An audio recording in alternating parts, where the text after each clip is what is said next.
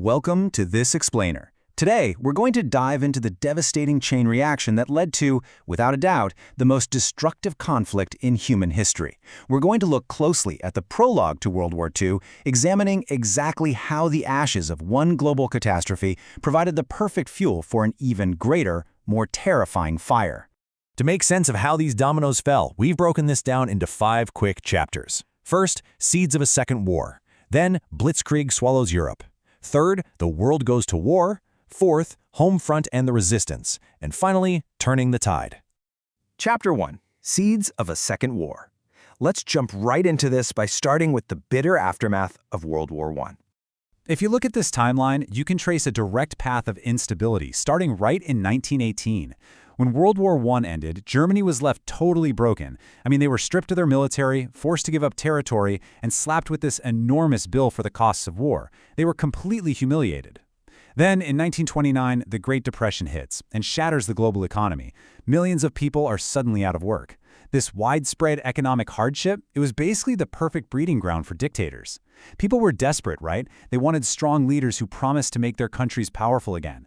So, in Italy, Benito Mussolini founds the fascist system. Adolf Hitler rises through the Nazi Party in Germany. And over in Japan, General Hideki Tojo gains power.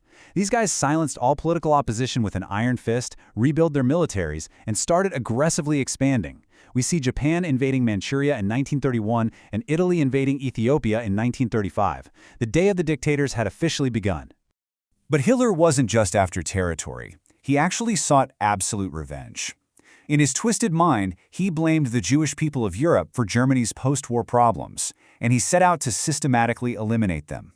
This horrific campaign resulted in the brutal murder of 6 million Jews and other targeted groups, an unimaginable tragedy that came to be known as the Holocaust.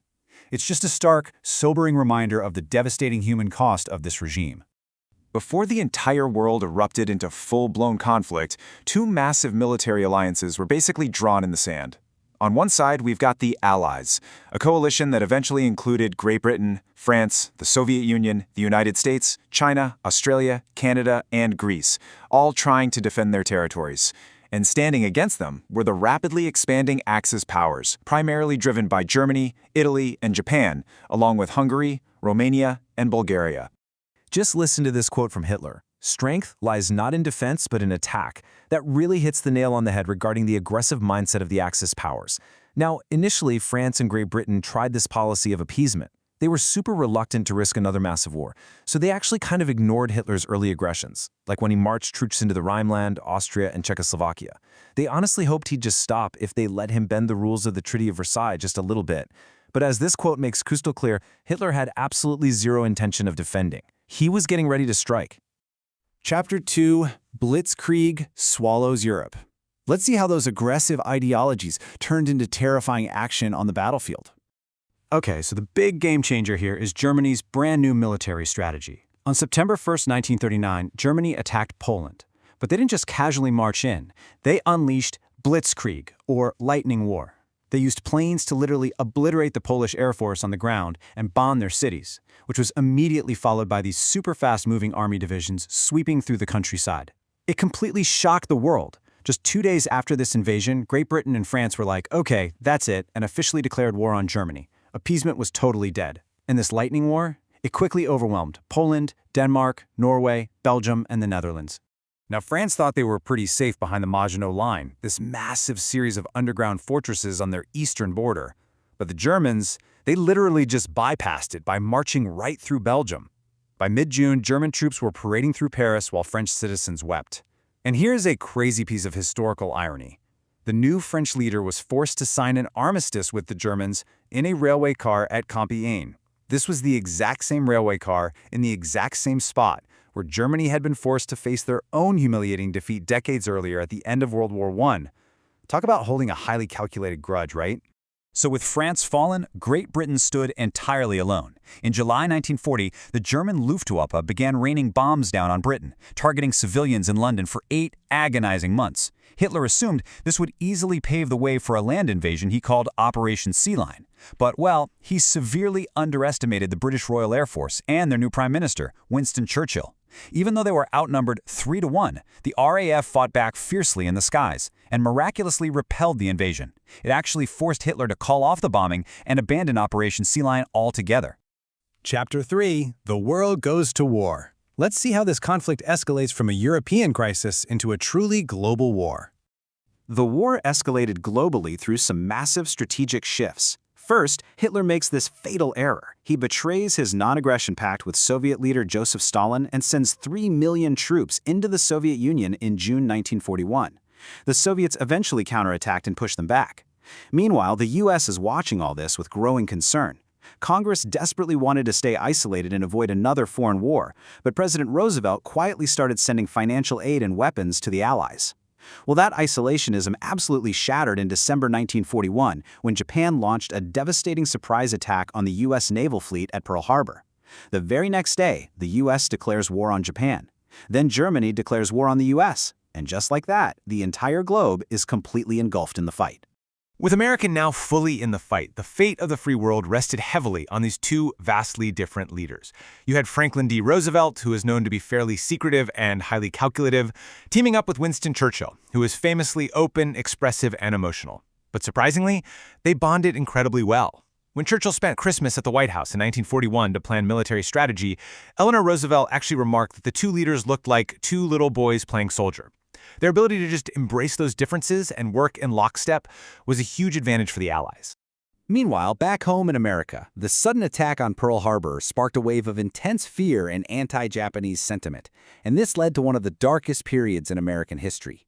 The U.S. government unjustly removed 110,000 Japanese Americans from their homes on the West Coast, placing them into crowded internment camps surrounded by barbed wire.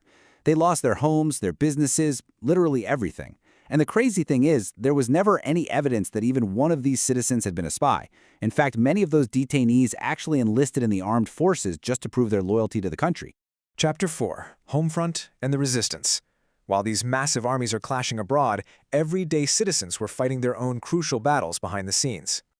Over in occupied France, brave citizens who fiercely loved their country formed a secret underground movement known as the French Resistance. They were actively thwarting Nazi operations. We're talking sabotaging arms factories, derailing trains, and gathering highly valuable intelligence on German troop movements. By 1944, they boasted around 100,000 members, and 10% of those were women working as spies or fighting right alongside the men. They did all of this at tremendous personal risk, facing the constant threat of quick execution or being tortured to death if they were caught.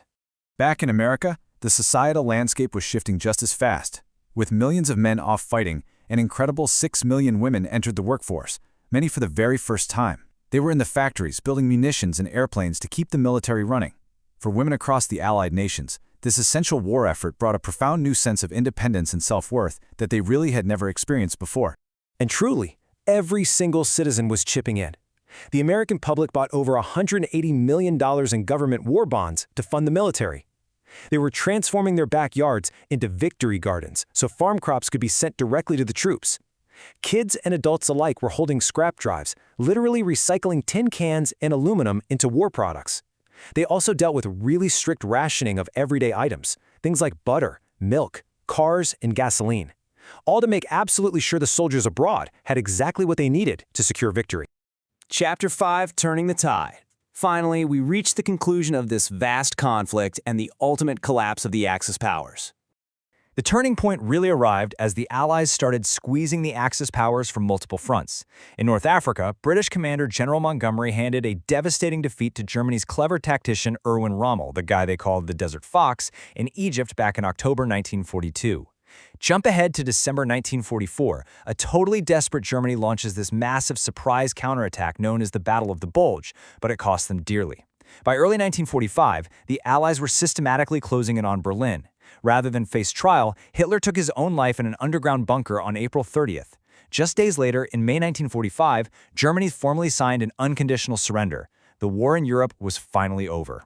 So the physical war in Europe had concluded, but the fallout was really only just beginning to be understood. Remember, when this war ended in August 1945, it had brought even greater death and destruction than World War I, completely reshaping borders, economies, and literally millions of lives. It leaves us with this profound question. After experiencing the unimaginable human cost of this conflict, how could a totally shattered globe possibly piece itself back together in the years that followed. Thanks so much for joining me for this explainer, and keep questioning the history that shapes our world today.